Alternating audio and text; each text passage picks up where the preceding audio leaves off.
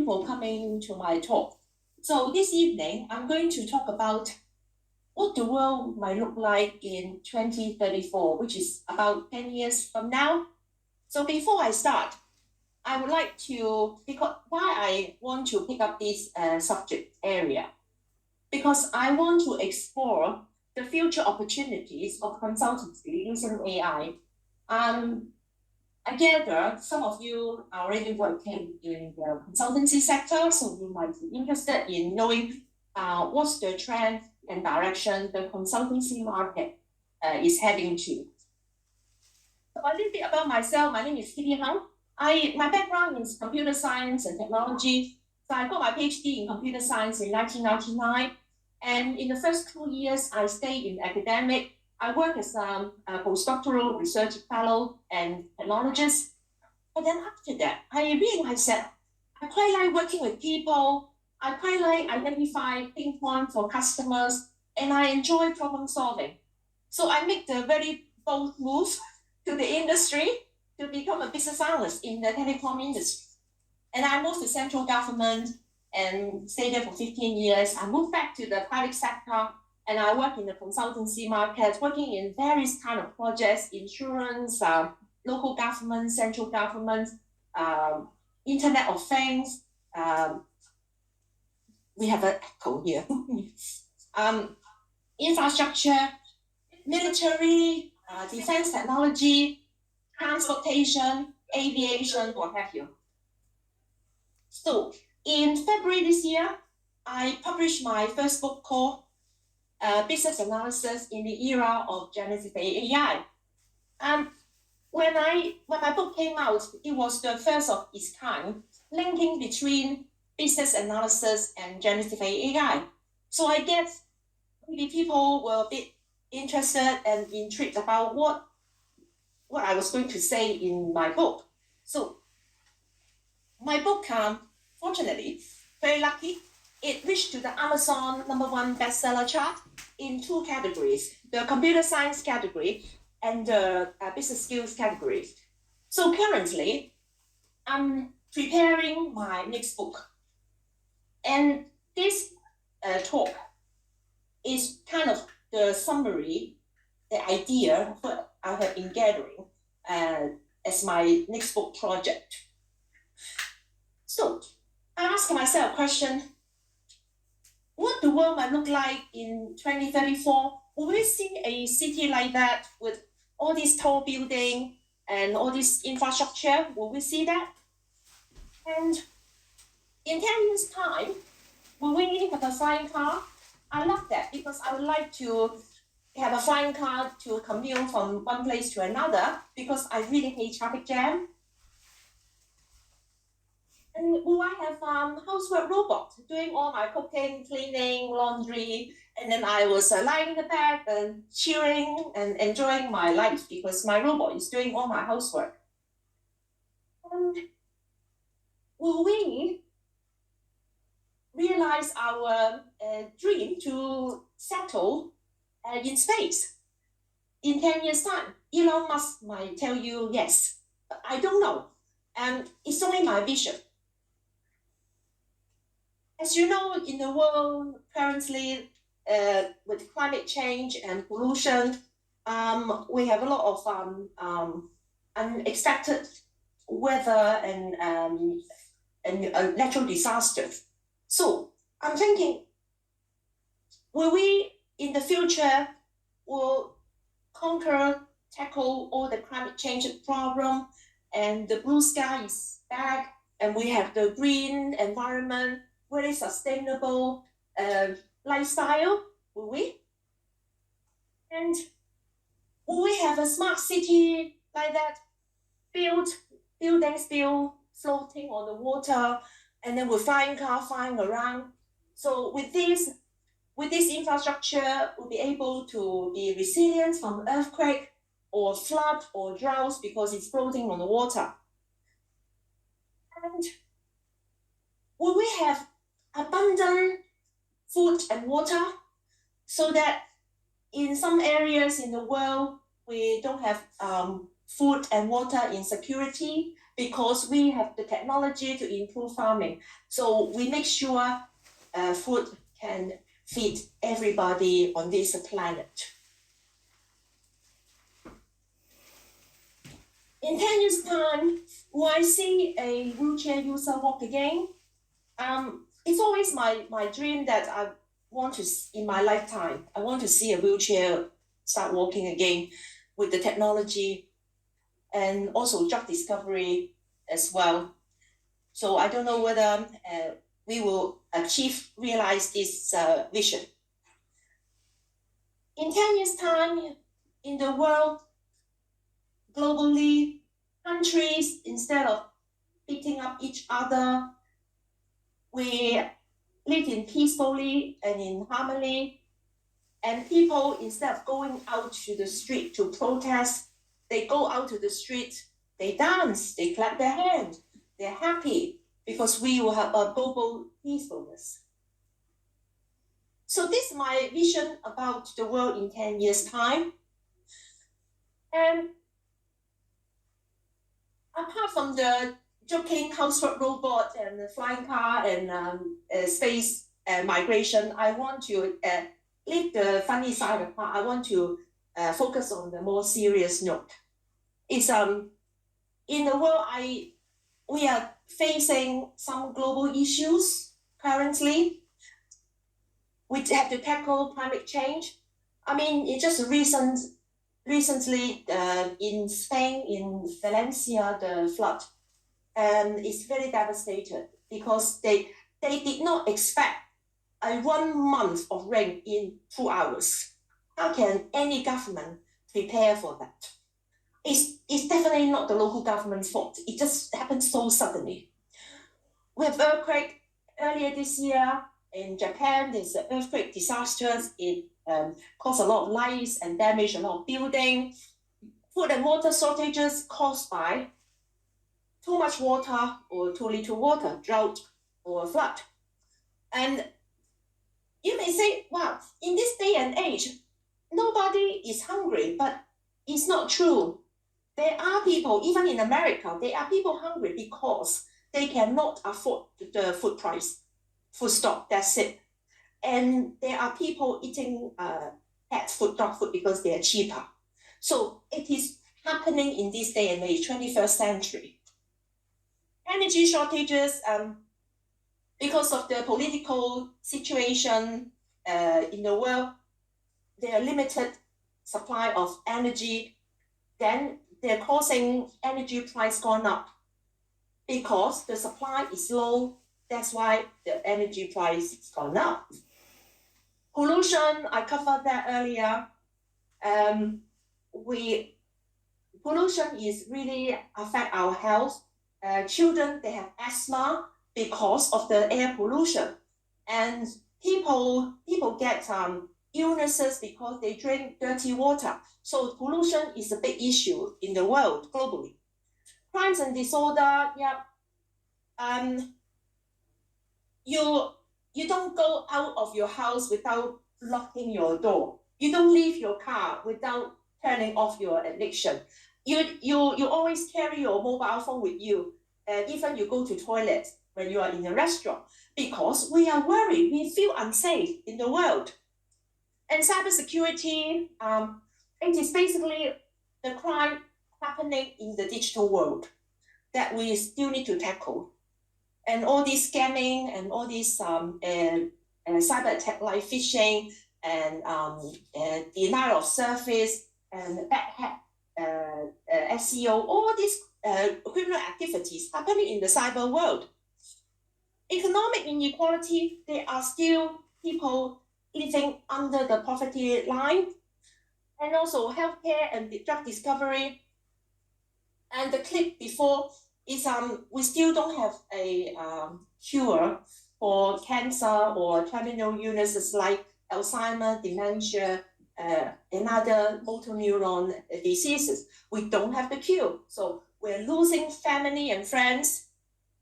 Social injustice, there are protests everywhere in the world. And geopolitical conflicts, the world is not peaceful.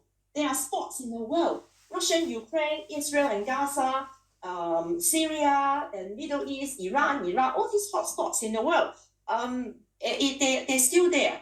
So I want to leverage AI and generative AI to kind of tackle the global problems. So the moment we don't have the solution, because if we have the solution, I won't be here. So I'm using this session to kind of navigate the possibility of using the AI and Gen AI technology. Maybe we can not solve it, at least improve the situation. So in terms of climate change, I think there is a potential we can use AI and Gen AI to actually mitigate the situation. As you know, what AI is doing really good is can access large amounts of data, and AI can handle, process large amounts of data and extrapolate the recommendation based on the algorithm, and AI can apply the algorithm consistently using rules and logic. And it goes without saying, AI works 24/7. It doesn't go sick and it doesn't rest. So there's a potential to use AI to study the historical data pattern about the climate and to look at real-time like data analytics to say this kind of beyond human brain to analyze the historical data pattern, climate pattern. So AI might be able to look at, I had some early warning prediction. This area might have flood imminently. They can evacuate the population like Venice, that they can actually tell the local residents to evacuate from their house maybe 2 hours or 4 hours earlier. It will save a lot more lives. So that's, I can see the potential of AI and generative AI works. You might say, I put AI and generative AI. What's the difference between AI and generative AI? AI itself has been around for 70 years. It's been doing things at the back based on an algorithm. Generative AI is the extension of AI. It's to take the decision making, the extrapolation, the conclusion and recommendation, and generate content to the users. So you can generate textual documentation, computer code, images, graph, chart, and also multimedia content. So that's how AI and Gen AI are working hand in hand together. And that's why I mentioned both. So in terms of earthquake, AI is really good in collecting seismic data about earthquake. And also, Japanese government is already doing it. They put sensor underneath the ground to sense the vibration of the whether there will be likely to have earthquake. So they send the data to the AI model and then to do the prediction so that they can evacuate the most vulnerable population from the location earlier. And also another part is the robotic technology powered by AI. They're deployed to the disaster scene, the earthquake scene. They can sense the breathing or movement of survivors. So they can then send the data to the center to identify exact location where there might be survivors. Because when you go to an after post-earthquake zone, you feel overwhelmed by the massive amount of area. So you don't have idea who's underneath the rubble, who's surviving, who has died. So with the AI robotic technology, we'll be able to identify the survivors a lot quicker. That's how I see the potential. In terms of food and water shortages, I think the AI and generative AI technology will be able to help the farmers to look at the weather pattern. And also, some countries, they're already deploying this technology. They use robots to identify the underground water source so they can, and then linked with the GPS, so the farmers will be able to see this area there is some underground water, and then they will go to pump out the underground water. So it means that farmers, they do not just solely relying on rainwater. So that's another contribution of AI. And AI is very good in collecting vast amounts of data. So AI may be able to help the farmer to study the seeds, the component of the seeds, and to make the seeds a bit healthier. So when the seeds are healthier, they're more resilient to insects and they grow more crops. So the farmers will become more productive. And so food price will become cheaper, more affordable. And that's how I think AI and generative AI can contribute to agriculture industry. So in terms of energy shortages, I'm looking at, because AI is really good in real-time data. So if we deploy AI and Gen AI technology in power grid, I think we'll be able to analyze the supply and demand. As you all know, electricity, you can't really store it. And if the power grid generates too much electricity, it just go wasted. However, on the contrary, if the power grid generates not enough energy, then consumers will suffer from blackout or brownout. So you need to strike an optimal balance between the supply and demand. And I think AI will be really, really good in doing it real time supply, real time demand. And it means that we'll be able to encourage the utility suppliers to use renewable energy like solar, wind, and hydro, because at the moment they are not willing to use the renewable power because they find it's really challenging to balance the supply and demand. So they stick to fossil fuel. So if we use more renewable energy, we use less fossil fuel, it means that we have less carbon emission. So if everybody is happy, so win-win is a win-win solution. Pollution is a very interesting thing. I'm not saying AI can help us clean the world. And pollution is caused by us. I'm really sorry, by human, not AI.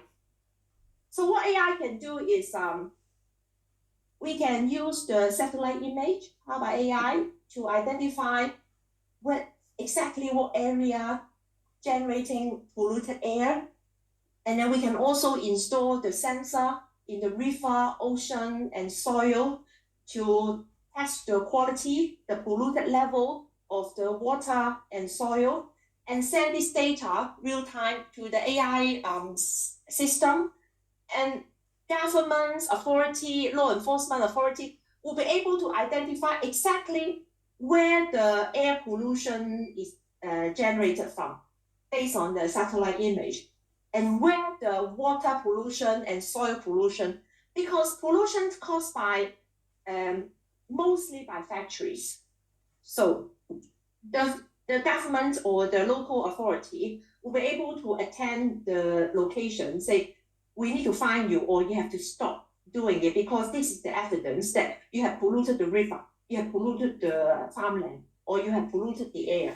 So that's, I think, is pretty useful in terms of tackling the pollution. But at the end of the day, it's us to clean up our mess on this planet.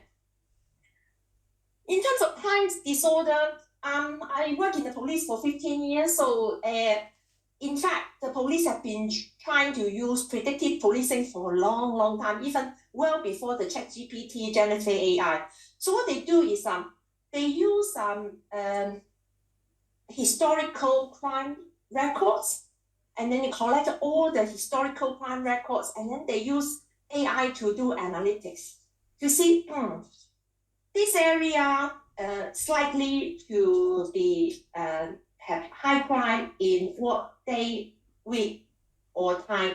For example, Saturday night, Friday night, Leicester Square. Oh my God! They already know it will be drunkenly, disorderly, phone snatching, pickpocketing, and all this because of the historical crime pattern that to show Leicester Square, Saturday night, Friday night is a hotspot. And also another purpose of the AI, generative AI, is to target nominal. So when someone's has a string of criminal records, you know this person is going to reoffend quite likely. And then they can target the person to maybe look at his profile or social media posts and to identify whether this person is likely to reoffend and where. And then the police can deploy their resources more effectively. As you know, police officers are very expensive. And that's why police forces, they don't like people to waste police time. So with the AI and generative AI, they will be able to narrow down the possibility to deploy the appropriate resources at the right time to the right place. And not just police forces, insurance companies, HMRC and EWP, all these departments, they are using AI for insurance fraud, benefit fraud, and tax evasion. Because what AI is very good at is collecting large amounts of data, conducting big data analytics and predictive analytics. And this AI can sit in the crime disorders segment. Next one, cyber attack and threat. I mentioned about people commit crime in the real world, physical world. But what about cybercrime? Cybercrime, people commit crime in the cyber world. And for the AI, we can use AI and generative AI as an agent. It's like a digital police in the cyber world, looking around constantly 24/7. They say, oh, the firewall, any vulnerability, people try to attempt to attack the firewall from outside. So the AI agent will be able to inform the system administrator that something's not going right or disable the system immediately before disaster happens. Cyber crimes is not just committed by outside cyber bad actors. Statistically, you'll be very shocked to hear almost half of the cyber attacks are conducted by insiders. So with the insiders, it means the persons, they have the legitimate authority, username, password, everything inside the corporate system, IT system. But they do it for various purposes, yeah? So how to deal with insiders? So the AI agents were looking at user patterns, what their habit, what time they use the system, and do they need to use the system? How they use the system. If they find something a bit questionable, they will contact the system administrator or disable the system before the attack happens. So for the AI and generative AI in the cyber world, it is not the future, it's already happening. It's the present tense already. So healthcare, this use case is one of my most passionate use case I have identified, because I really want in my lifetime I will see a wheelchair user walk again. With the AI and Gen AI technology, I think we can explore this.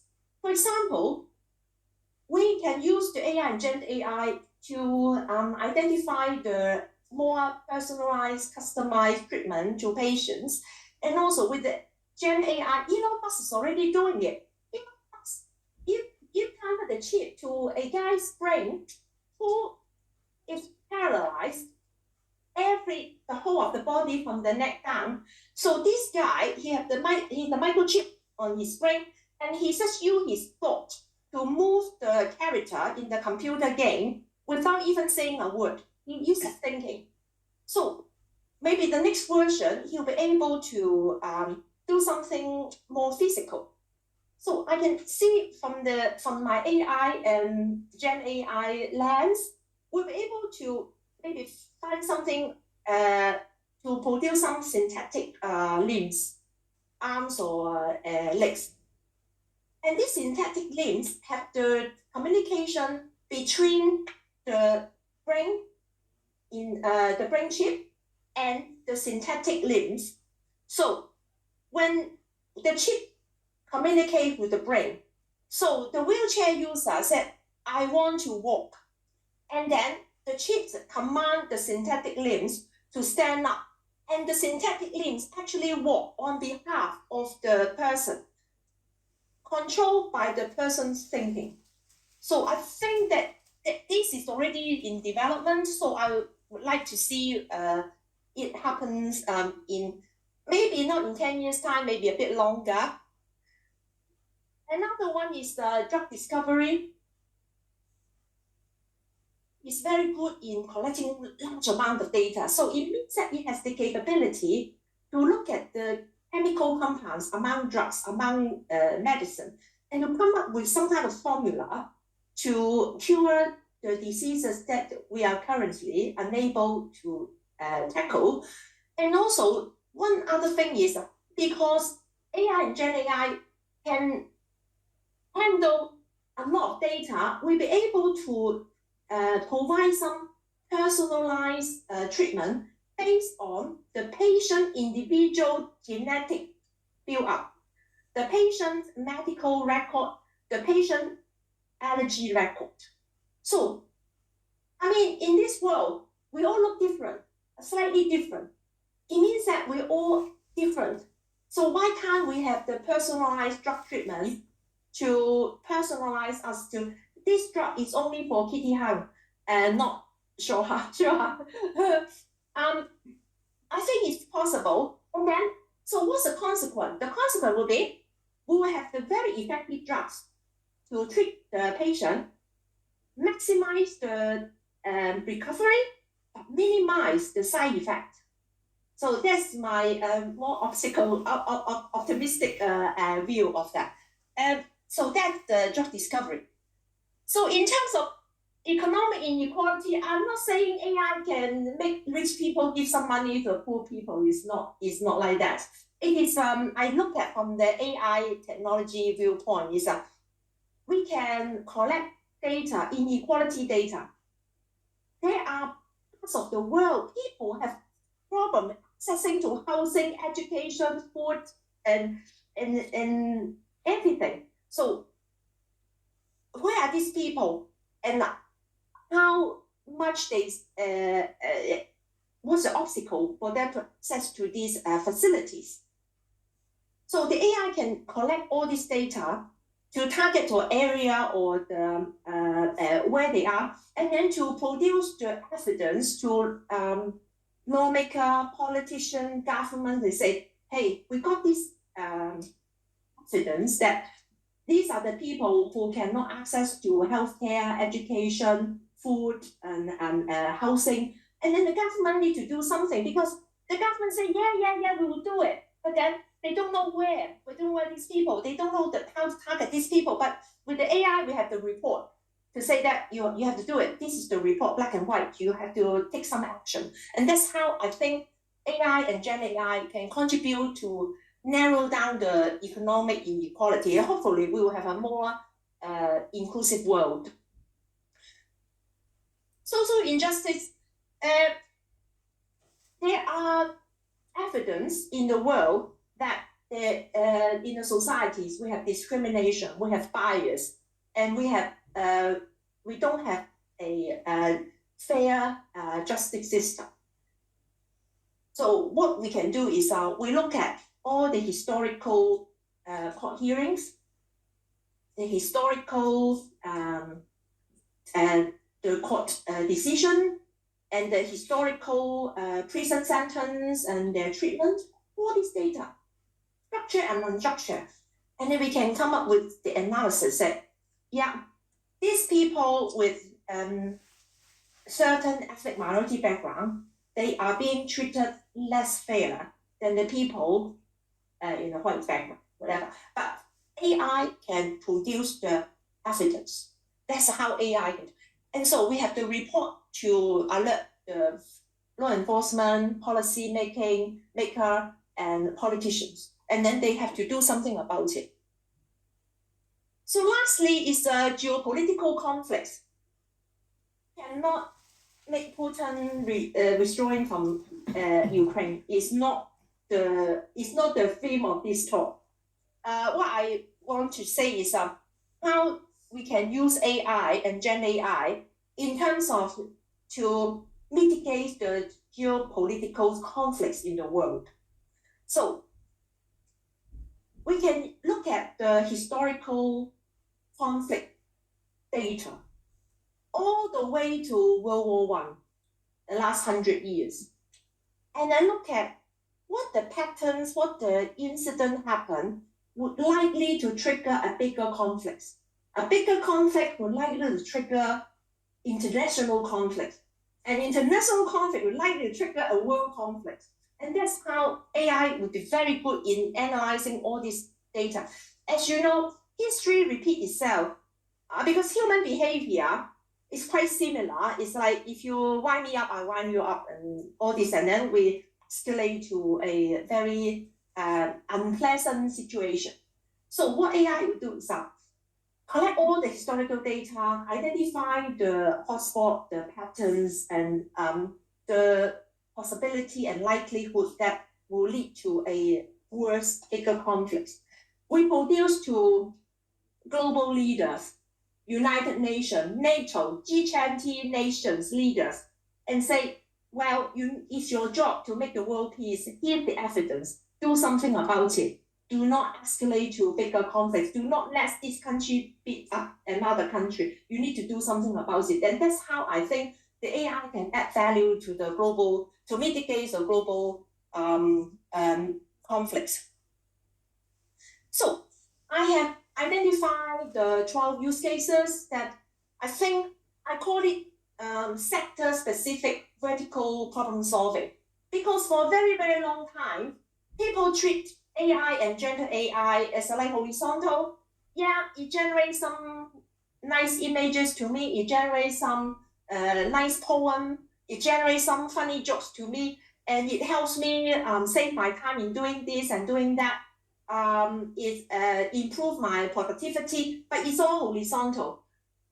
I think AI deserves more than that. I think AI and generative AI has a lot more potential to solve real problems. And that's why I identified the 12 top use cases of the global issues. And I myself as a human, I want to challenge AI, see whether AI can help mitigate that. So in your area, you as a consultant, what do you need to do in order to help navigate this, what you call AI and Gen AI landscape? I think we do need to upskill and reskill ourselves. We cannot afford to maintain an old mindset in the brave new world. In terms of technical skill, I do think consultants will need to upgrade themselves to be able to use the AI tools very effectively. I call it advanced AI orchestration. Advanced AI orchestration is you actually can map the different AI tools to organizations, from your clients, to be compatible to the legacy system. So because for data migration and compatibility is a nightmare. So, and you also, another technique is you also need to have the knowledge to solve different problems for your clients. For example, you need to have the ability to identify the correct data set and to select the correct algorithm in order to help your clients to achieve their goal. For example, it is very, very different approach and implementation to help the clients for drug discovery or in healthcare sector as farming or insurance company. They want to use AI to catch insurance fraud. So it means that you have to understand, have a very in-depth knowledge about data set, data cleansing, data quality, as well as able to identify the correct algorithm appropriate to different implementation. So that's the technical skill you really need to acquire. I'm not asking all of you to go back to the university to get a data science degree or a machine learning degree. It's not that. But you do need to have awareness about how to use AI to just keep using it, keep learning. And in terms of business skills, you need to be able to communicate with your clients. You are the interpreter.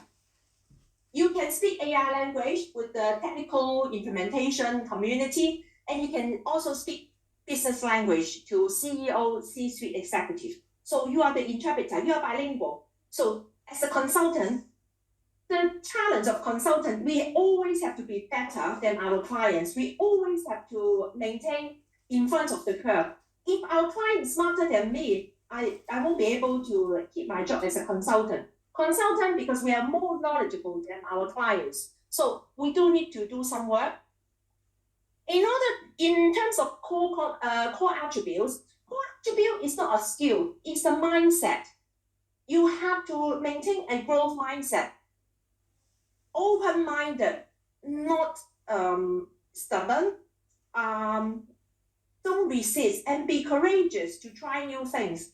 So the core attributes is about your mindset, your psychology, about how much you can accept the new way of working. Because in my last talk in the BA conference, I said AI will not replace you, but the person using AI will. And use AI as a tool, not something that will replace you. Use it as a tool. As a tool to make yourself better. That's it. You use AI too for the purpose of upgrade yourself, make yourself a better consultant. So last but not the least is called human-centric skill. For a very, very long time, no matter what IT system we use, we are the sole decision maker. We use, yeah, we got the some echoes. It doesn't matter what system we use, the output, we make our own decision. We are the sole decision maker. But now we're going to the direction that we are co-pilot. AI makes some decision for us. I may disagree with AI. I might agree with AI. So in MOD term, it's called human-machine teaming. So it is inevitable that we have to work side by side with AI. And more shockingly, 3 weeks ago, I attended the OpenAI DevOps Day in London. And it was eye-opening. The theme of the day is called agentic GPT. And I was thinking, what's the agentic GPT? And at the end of the day, about 4 o'clock, when they Zoom to San Francisco, live stream interview with Sam Altman, and I realized that, agentic GPT means because Sam Altman, he mentioned about, he said, I hope one day everybody in the world will have an agent.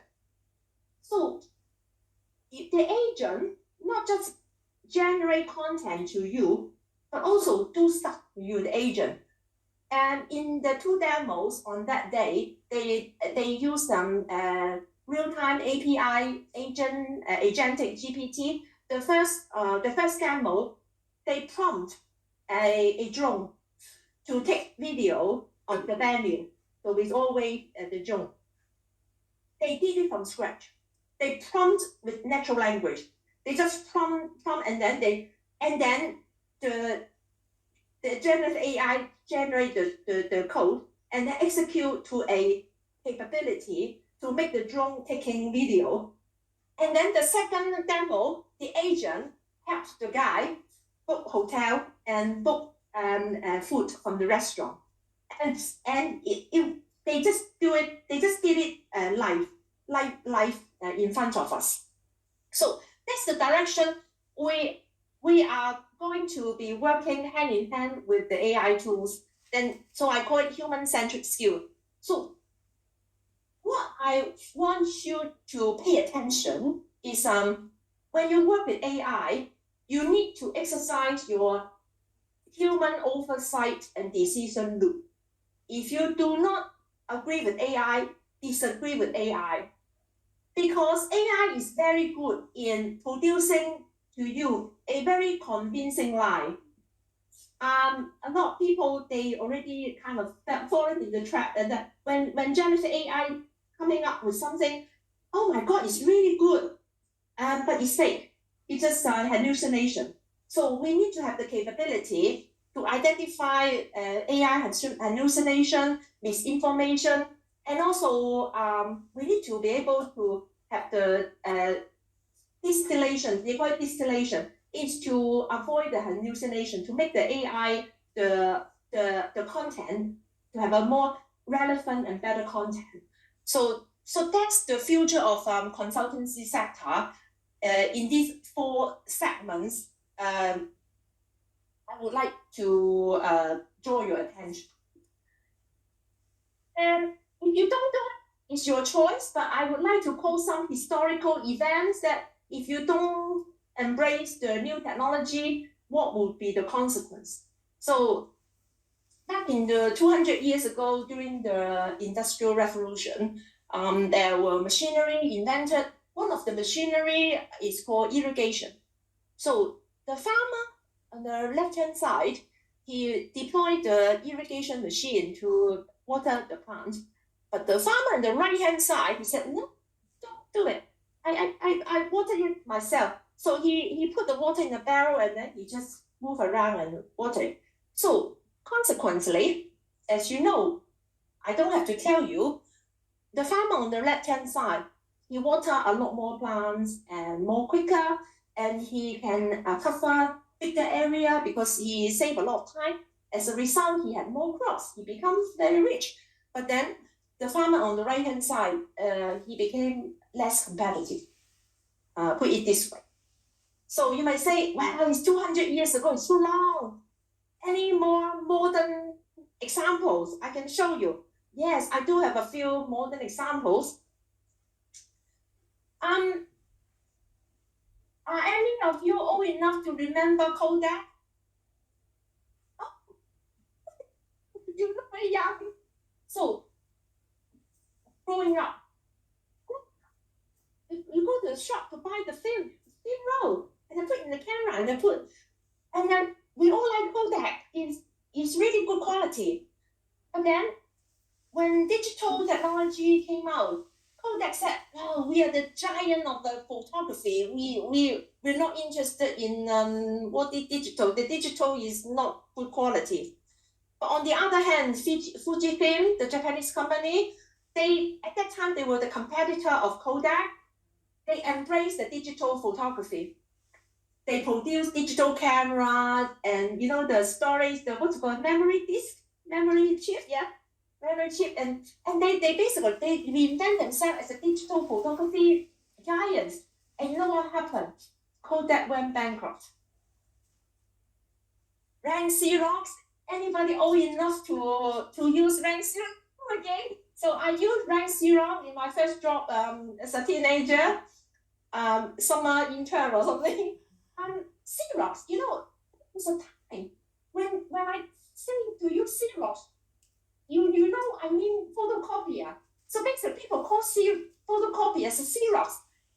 And to them, they lost out to Hewlett-Packard because Hewlett-Packard, they embrace the technology, digital technology. They have different models. They also branch out to laptop, to other digital devices. So Rank Xerox, gone. Blockbuster, and when we have the cloud storage technology, when YouTube just came out, I think in 2003, YouTube came out, and Blockbuster said, well, we're doing all right.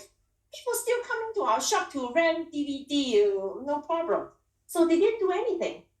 And then the cloud storage, cloud computing get more and more advanced, and also the transmission is in the megahertz, the speed is getting faster and faster.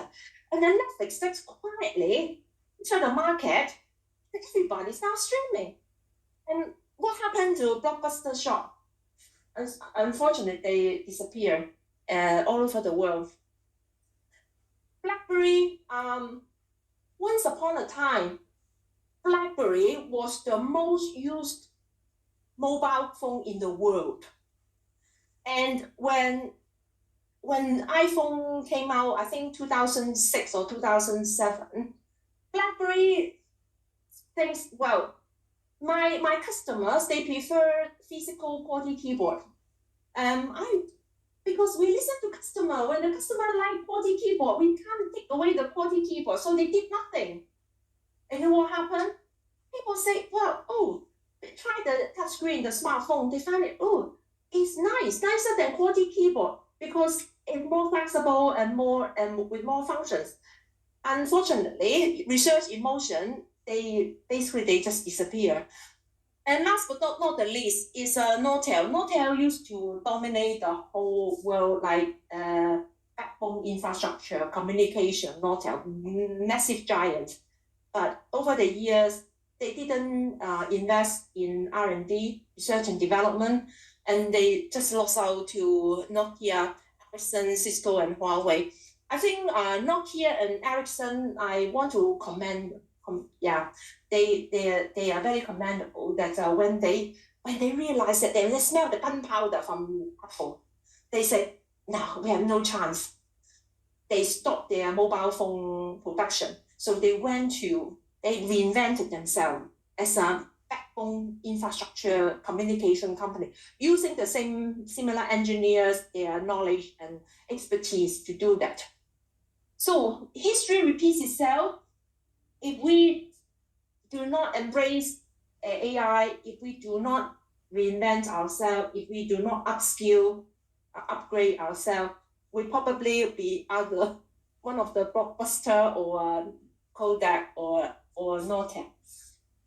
Thank you so much, and it's question time.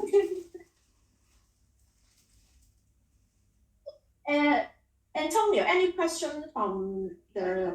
Well, I have a few questions that, but I will wait until anyone in the room asks. I haven't seen anyone, but I'm going to ask anyone in the... Okay, on the floor then. So you're talking about the police, and obviously you have a lot of experience with the police. Yeah. I was just thinking, using historical data, could the police have predicted, the major riots that happened earlier? Yeah, because that's something like a little bit unusual. How would they use historical data if something like that has not happened before? How can you train a system to predict that this is going to happen all over these locations at this time, and this is the scale of the problem? Is in combination with the police officer experience and also the historical data, and also I'm not saying it's 100% accurate, but imagine without AI, you base on your paper document or non-AI analytics. In police they have a lot of analysts, crime analysts, performance analysts, and they have mountain of paperwork. So when they do the analytics, they look at the internal data, social media data, public domain data, and also emergency partners data like court, local authority, prison service, and then they combine together. Imagine this will be too overwhelmed to a human. So with AI, you just to do it as a fraction of the time, because the AI is just very good in handle big data. Of course, you said, well, what if AI is wrong? It could be wrong, but my comparison is if you use a human analyst, it will take a long time. But with AI, it just seconds, minutes to come up with the extrapolation and conclusion. So it's the speed and the volume that I think AI can really contribute to the crime disorder analytics. So do you think it helped in any way this year, or is it something maybe for the future in a few years' time? Predictive policing is not future, it's new, but I think it's still quite in the infant stage. It's not quite mature yet, but it's already developing. Of course, there always crimes around, but it's just to make the police deployment of resources more effective, rather than send a bunch of police like a chicken with no objective and direction. They can narrow down the direction, what the hotspot to send more, to deploy more resources to the location. Same as insurance fraud. And in insurance company, it's very interesting. They actually hire retired police officers as a detective, investigator. So when police officer retire, they go to work for an insurance company. They follow the insurance claimants. They follow them to see, well, you said you can't walk, you have a wheelchair, but I saw you in the park kicking the ball. But with AI, we'll be able to look at social media photos, like Twitter. Oh, this weekend, last weekend, I took my son to play football, but you said the insurance company you're on a wheelchair. So AI will be able to do it a lot quicker and cheaper. Yeah. Yep.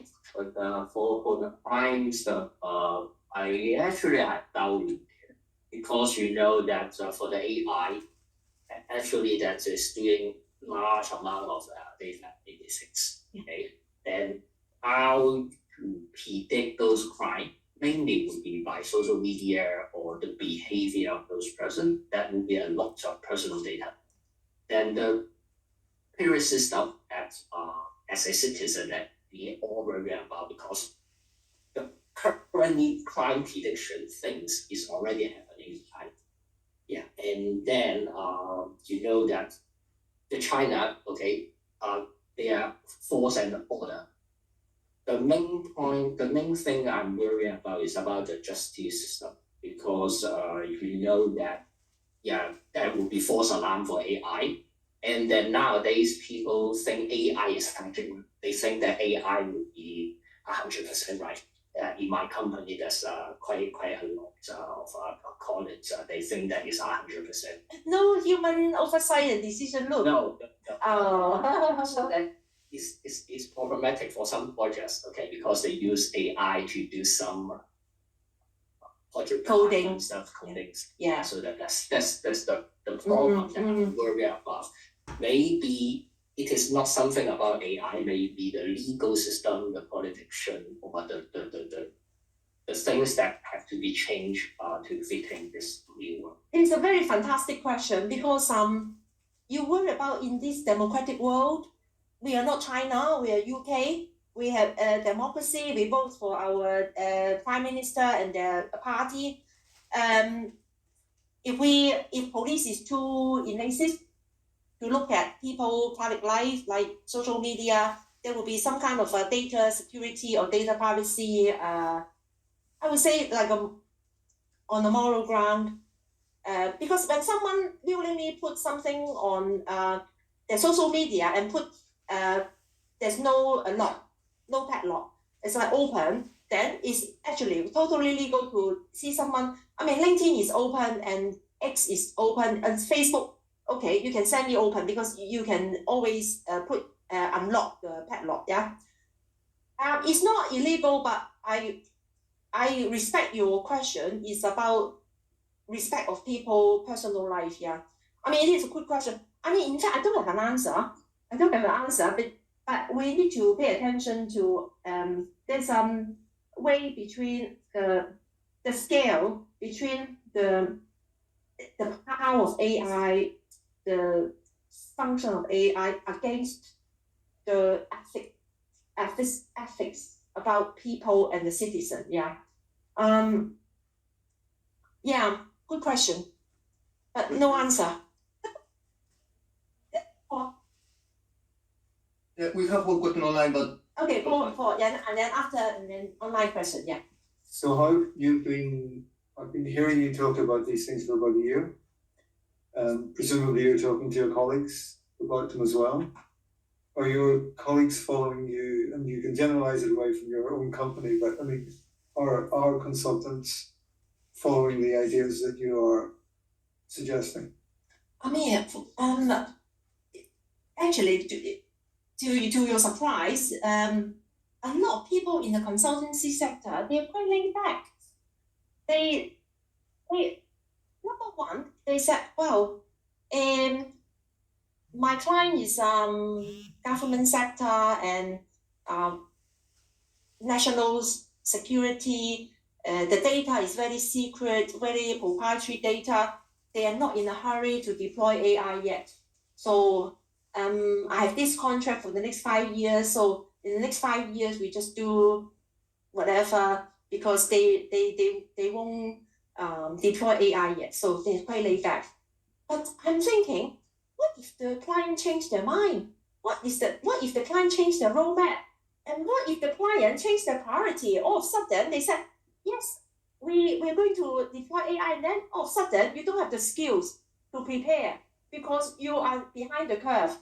So the sentiment in the consultancy sector, which I came across, I cannot see all the consultants in the industry, is my impression is that they're quite laid back. They say, organization handles confidential data and national security. They are not in a hurry to deploy AI, generative AI, because generative AI, they may lead to the AI vendor to train the AI.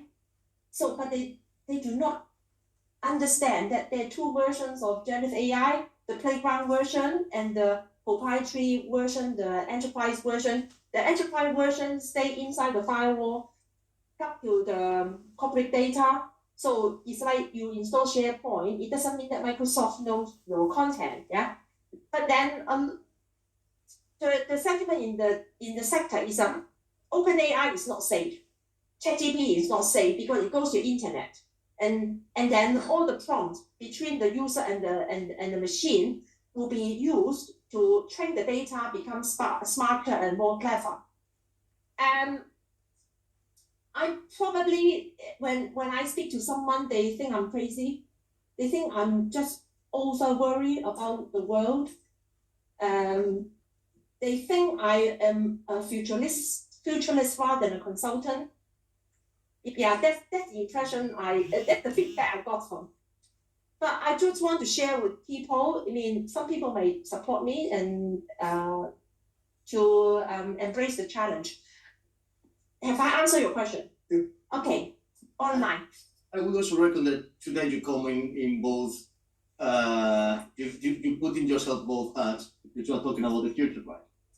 But yeah, I guess that the consulting, you will find a lot of consultants that will agree, and many of those that will disagree. So we can have a good range. I have a question which is from behind A. I probably mispronounced your name.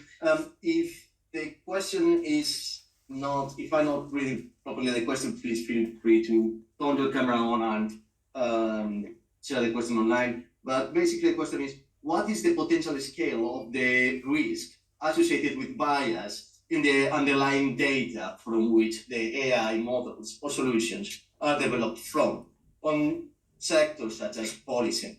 Yeah, education, because as a consultant, we probably will handle some kind of data collection. So it is our job to make sure inside the data, not just data cleansing. Data cleansing is totally different from data bias and discrimination. It's to make sure the data is non-biased, transparent, and not harmful.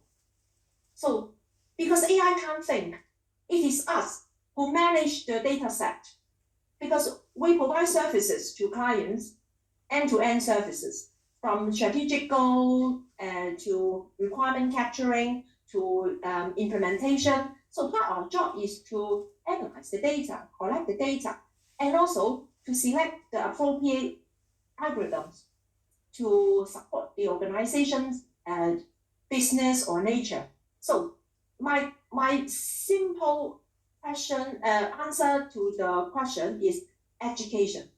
What I just going to add up with a second question that's coming from me. What do you think about the opportunities that generative AI or any other AI brings to be able to capture or to detect when bias are happening, and also to try to mitigate bias.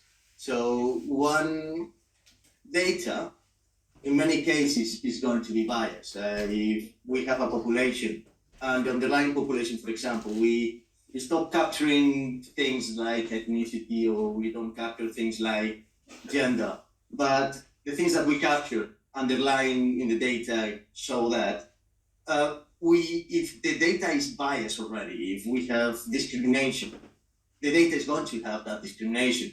However, we can use generative AI, and we can use artificial intelligence Algorithm, yeah. to make sure that when bias is produced by the algorithm, it's corrected. So we can have. What are your views on things and approaches like that? Yeah, so basically the simple answer is the algorithm, yeah? The algorithm, we put the guardrail. Yeah. The guardrail. So the guardrail is nowadays you really can't ask ChatGPT how to make a bomb or how to make fentanyl or how to commit suicide. The data is already there. There are people, all over the place have formula to make bomb, to make fentanyl, to commit suicide, whatever, yeah.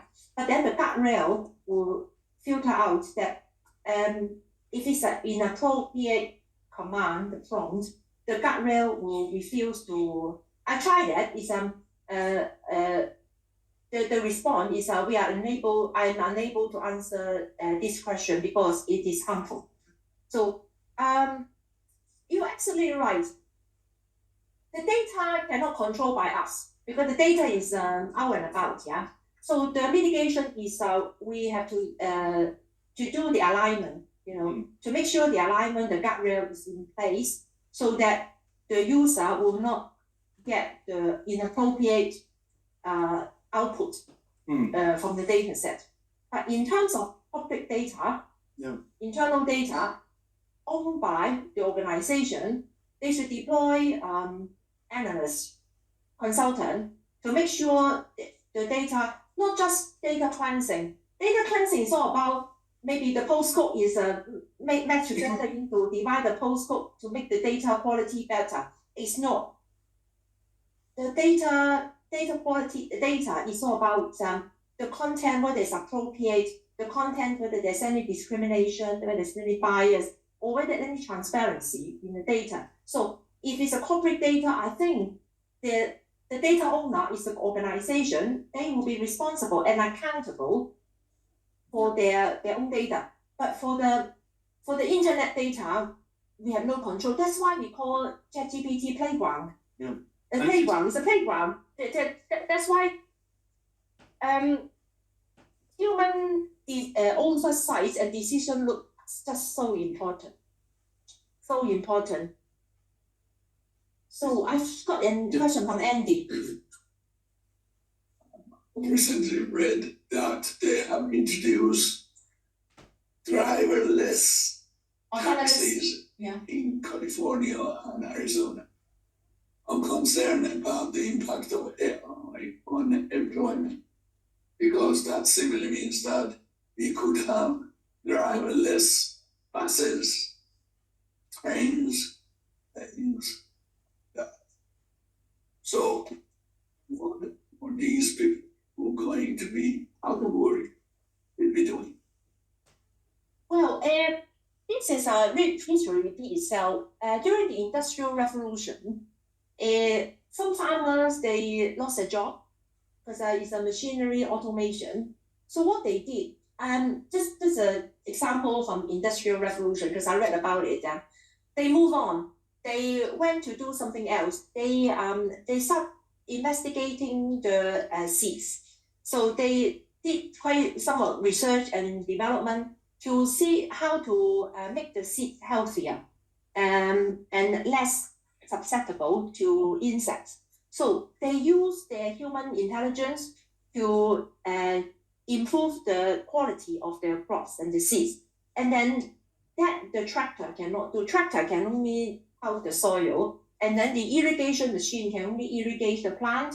So if we think about the example of Industrial Revolution, some farmers move on to do something that the machine cannot do. So my advice to those drivers, if they lose their job as a result of the driverless car, driverless taxi, there are plenty of things in the world to do if they are willing to learn. So if they're willing to learn, I mean, in the 12 use cases I have presented in this talk, none of the use cases are solved.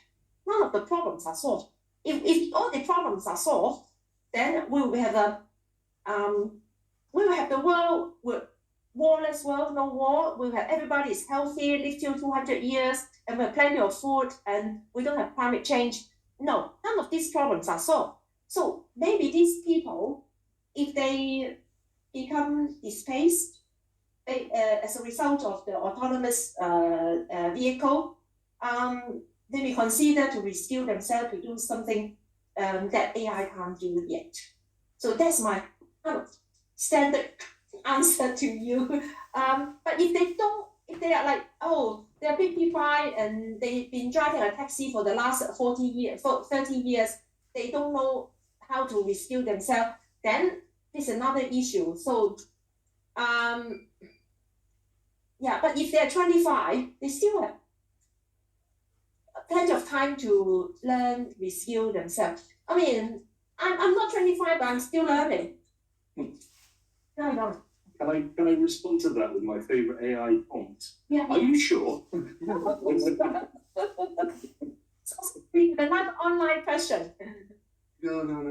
I'm mistaken now. It's just that the question was answered. Yeah, okay. And Yeah. any more questions? Apart from, are you sure? I have from my own. Yeah, sure. Feel free. I mean, I can follow up the questions with you later. I think what you have been presenting is really interesting. We have the UN organization, right? The United Nations. They have developed already the Sustainable Development Goals, right? Which is the series of, I think, 20. Well, I don't know, going to remember the number. How do you think generative AI could make an impact with these 12, with these, I don't remember the number, I don't remember the number exactly. How do you think the numbers, the goals are, can we end poverty? Can we make sure that everybody has access to food? Can we end, eventually, I think one of the latest one is, can we end wars? So how do you think generative AI can collaborate with existing organizations into make the world a better place, a more sustainable place? So as a consultant, you serve clients in different sectors, maybe insurance, maybe law enforcement, central government, military, national security. So these are vertical industries, yeah, and even pharmaceutical. Yeah. Pharmaceutical, healthcare, and maybe organization responsible for disasters. There's like disaster. They have this organization managing the climate change and global warming and all this. So with this, I think a lot of them they're not using AI or generative AI in their project or their development. So it's a good opportunity for us as a consultant to introduce the technology to show to them that will make your development, your solution a lot quicker.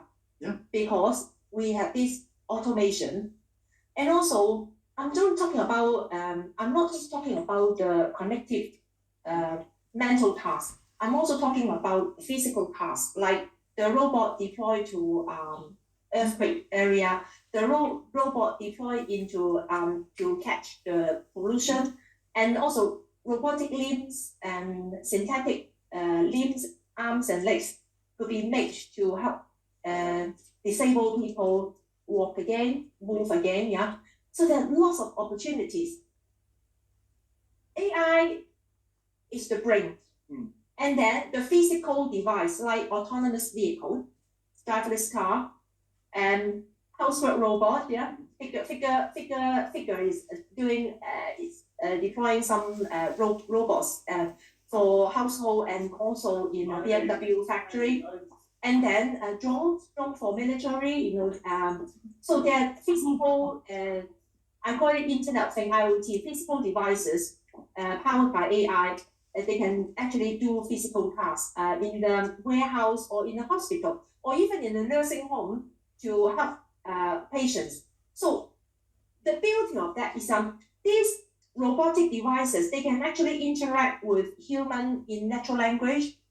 So I saw the demo on YouTube. It's a figure AI, and they actually talk to the robot. Could you tell me what is edible on this table?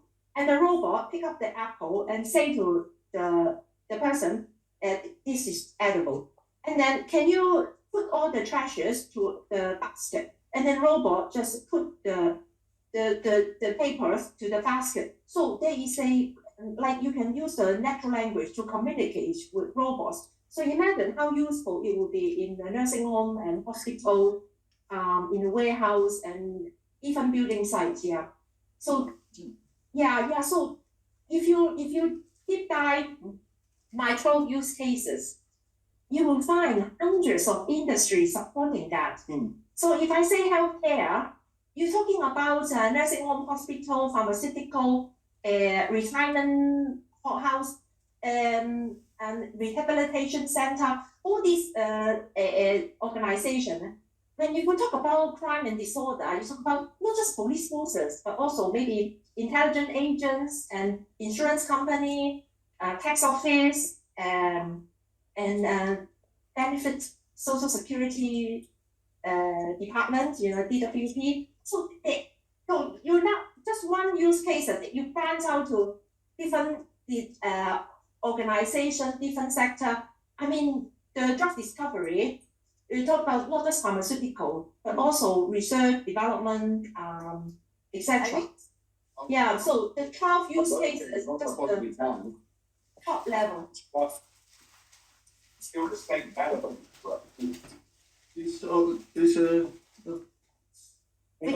Already?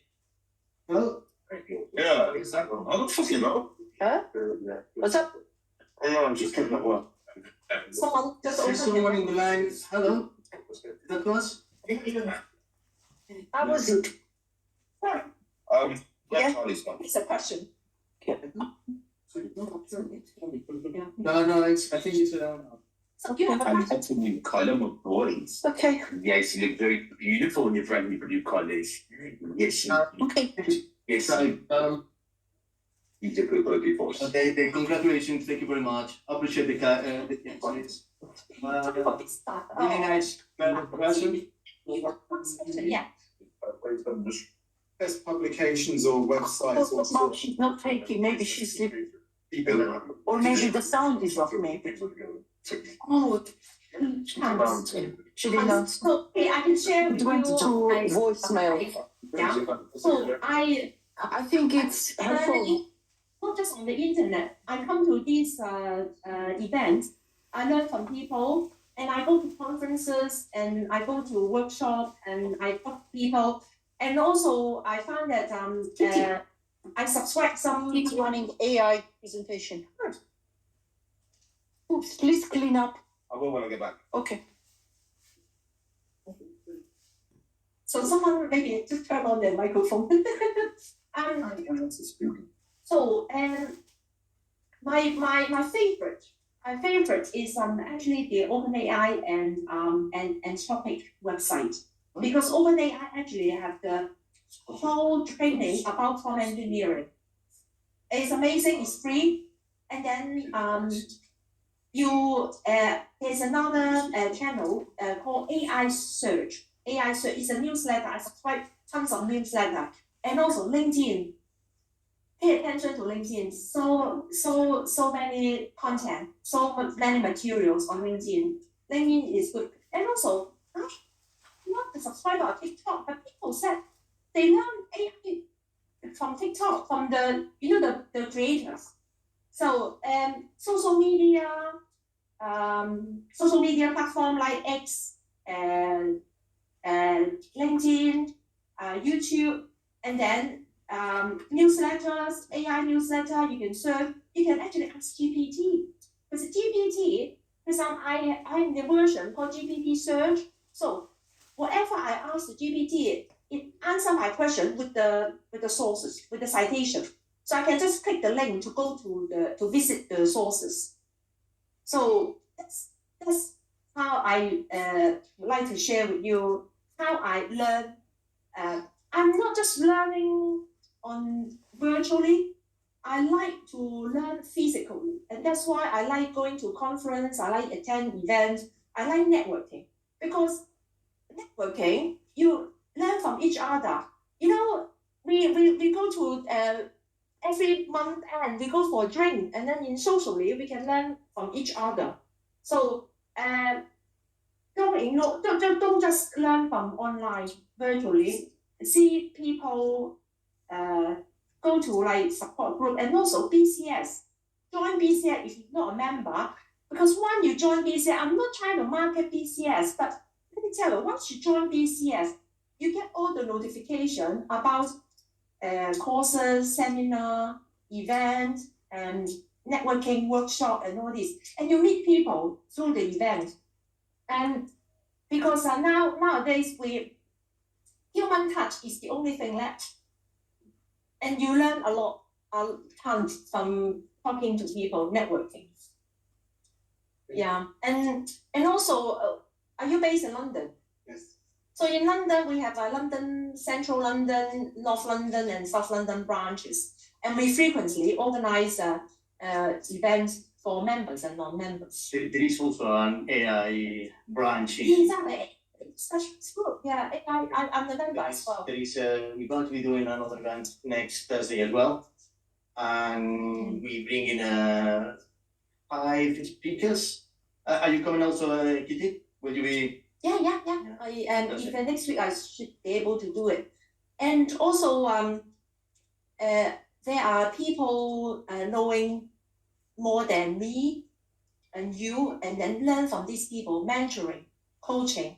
We have a professor in this room, just sitting in front of you. He's the leading voice in AI. No. So I call Professor Paul a basically is a leading figure, an expert. So you won't be able to ask his advice if you are seeing him in the street. You have to come to this conference and then introduce each other. We know each other. Yeah. So networking, coaching, mentoring, talking to people, attend events, as well as doing your research online. I mean, there are people they like structured learning, like they want to go to a classroom with the training course, and after that they got a certificate putting on the wall. Or they even go back to university to do some like MIT and also Stanford and Harvard. They always have these short program. So you pay some money and then you have the structured learning. But there are people, they kind of self-directed. They read a book, they talk to people. The one who are more like a latter one. I'm more like a self-directed one. I like reading books and I like talking to people and I like learn in my own time. I mean, a certificate would be nice, yeah, but it depends on how you learn it, how you want to learn. But there are just tons of resources. You will never run out of resources to learn. It's just whether you're willing to learn or not. And also, be brave, be courageous. Once you learn it, try it out, practice. And if you are successful, you tell your boss, and you can introduce the technology to your organization. I mean, a lot of people, they don't need to be sold the AI and Gen AI because they can see the effect, they can see the effectiveness. They can see, oh my God, I can save so much time. Accenture did the experiment, 2 groups of business analysts. One group of business analysts another group, business analysts. One group, they write the user story by hand, manually. And one group use the AI tool. They have the identical set of requirements. The group of business analysts writing the user stories by hand, 4 hours. And the group using the AI tools to write the user story, 2 minutes. And then when they compare, they're like the judges, compare the quality of the user stories, they found the one generated by the AI more syntactically correct. So they did the experiment. But then, of course, the AI team, the user AI, they lack of creativity and they lack of empathy. So because they just use the AI to generate that, the team who use the manual power to create the user stories contain some kind of curiosity, empathy, and creativity. Because it's like a piece of art. So they create the user story based on the requirement, and then they created something. But then the group, they use the AI tools is syntactically more correct. Syntactically, the grammatical.